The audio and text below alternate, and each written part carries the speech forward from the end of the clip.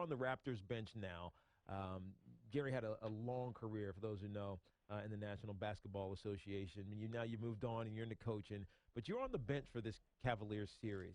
And you saw, I think, two Cavaliers teams, a team that dominated at times and then a team that kind of got dominated, especially when you went back home to Toronto.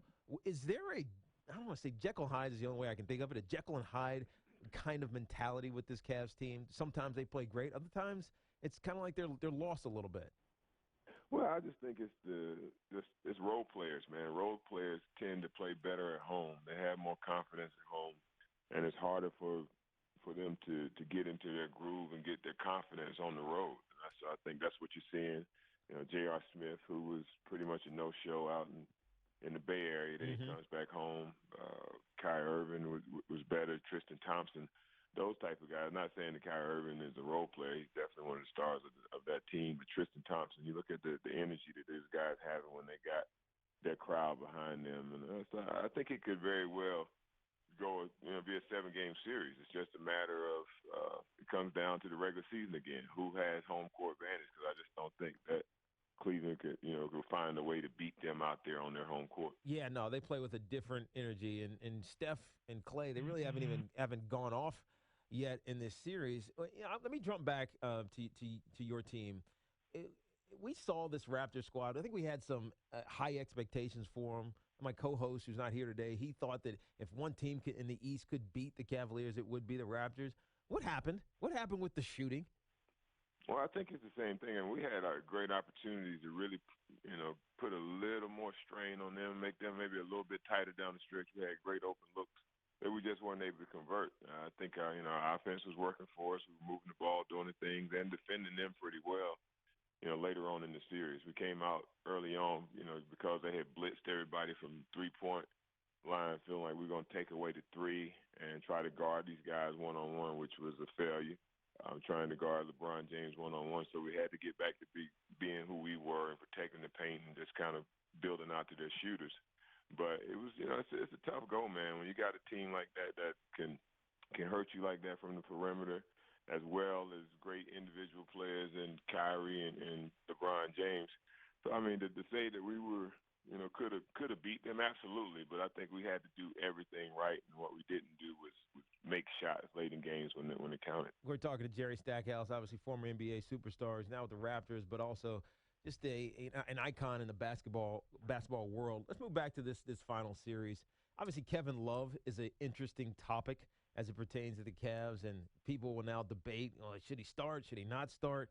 What would you do? If this was you on your squad, what would you do with Kevin Love? Well, I'll go with what works. I mean, I just think, obviously, I want to make sure that he's healthy and ready to contribute, or I would maybe even think about lessening his minutes even more. But, I mean, I would obviously talk to him and kind of get his feedback. I know he wants to play, he wants to be out there from the beginning, but, you can't take a long look at that if that's not working. I mean, you saw something that worked. He came out with a ton of energy. Richard Jefferson in the lineup. It bode well for him. So, I mean, as a coach, I would definitely, I don't want to alienate one of the players that I know that I'm going to need before this series is over. But at the same time, I want to roll with the momentum of what's working right now. Yeah, no, I agree with you with Kevin Love. And, look, I think you start him. If things aren't going like they did in Game 3, maybe you sit him down early and let the bench, who didn't score anything really for the Cavaliers, take over with Richard Jefferson, kind of bringing a different energy. He's a hot starter. You know what I'm saying? So I think that's one of the things that you have to weigh. I mean, Kevin Love, you look at his points per quarter. It's probably the first quarter is probably one of his better quarters. So, yep. I mean, do you weigh that against, hey, should I not start him or should I give him an opportunity, again, being at home? And I think he could be possibly categorized as one of those role players that tend to play better when he has a little bit more energy and support in the stands behind him. Yeah, and there's nothing wrong with that. There's no you got to play 8 minutes, 9 minutes in a quarter, and just because you're the starter, there's no role. I mean, there's no formula for it really, right? So Ty Lue can kind of just afford to do whatever works. Man, this is a final. You don't get a chance to second guess a whole lot. I mean, you got to go with your gut feeling, and I mean, Ty, He's been around this game a long time. He understands players. I mean, he obviously understands probably their body language and, more so than anybody. So I think he'll make the right decision. I think he's done a hell of a job this postseason and then this season in general when he took over. So, I'm looking for it, man, for a long series. I mean, what are we going to do if there's no basketball in 3 games? Yeah, So exactly. I'm pulling for a 7-game series. Exactly. We don't follow hockey here, but that's even over in a couple days or so. So basketball needs to go as long as it can. We're talking to former NBA great Jerry Stackhouse here on CBS Sports Radio. I came across this story about the average amount of money an NBA player spends a month. It's $42,000, which seems like it's egregious, but it's really not when you consider how much you guys make on a yearly basis. I think the average is about $4 million. But the thing that catches my eye is that NBA players' favorite merchant is Express. You ever shop at Express? No, see that's where the whole you got to throw all those numbers out the window when you got Express as the. Yeah, where did they get that from? I can't see that. I don't know. They only followed about 50 players, but the other favorite merchants that I can absolutely agree with, Best Buy, Target, and Walmart, because I'm in one of those stores I think twice a week because you need masses of stuff. It's hard to spend a ton of money, but it's easy when you need masses of stuff.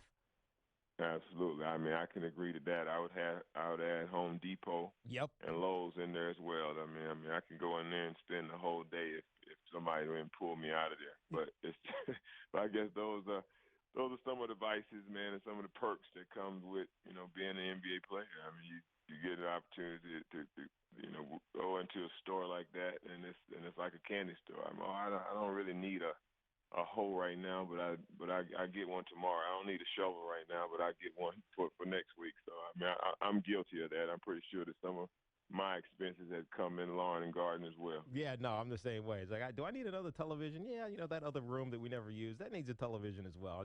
I get it because you can. Talking to Jerry Stackhouse here. One more question before we let you go, Jerry. What's the future of the Raptors? Obviously, first time getting to the Eastern Conference Finals, so it was an accomplishment this past year. But where's the future, and how do you take the next step as the Raptors? Yeah, I mean, this was a huge step that we took with this team this year. I mean, because they've been out in the first round for the last 2 seasons, and not only get out of the first round, but to win, the semi-round matchup as well against the Miami Heat, and get a couple games in the conference finals.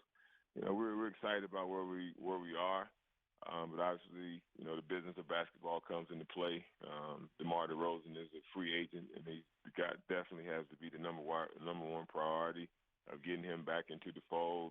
Bismack Biyombo, who was unbelievable for us in the playoffs this year. Hopefully he hadn't created too big a market for himself that we're not able to try to find a way to bring him back into the fold, because I think we're a collective unit. I mean, I think as good as our guards have been, they're really good because of the pieces that are around them. Our top 8 guys have contributed in a number of ways all season long to help us get to where we are. So we want to try to keep everybody intact. Our coaching staffs are garnering a lot of attention around the league from some other former coaches that they've coached with to try to pluck them from our nest. So we're trying to keep everything tight, and I think Masai and Jeff Wellman, they're doing a great job of trying to do all that to make sure that we get all our pieces back and try to go for it again. Yeah, I lied to you. Here's one more. DeMar DeRozan, you mentioned him being a free agent. What's your gut on him? You think he stays? You think he goes for a greener pasture? I mean, I think it's going to be interesting. It's always great to be wooed, you know what I'm saying, when you don't really get a chance to get free agents too often. So I'm pretty sure he's going to take all of those visits and listen to different teams, which he should. And, he's earned the right to do so. But I just think, getting to know DeMar a little bit, I just think he's a creature of habit. He loves it in Toronto. He loves, when a lot of players have wanted to bolt from the city. He's been the guy that's always been there, that I want to make this home. I want to be here. And for him to see the franchise, do something that has never done before and go to a conference finals, I don't think he want to run away from that. So my gut says that, and my wishes and my hopes is that he'll be back. But at the same time, I understand this business. I've been around it a long time, Mm-hmm. and so things can change pretty quickly. But I know Masai and everybody and Coach Casey. We all want him back and want him back into the mix because that's a huge void to fill if he's not back with us.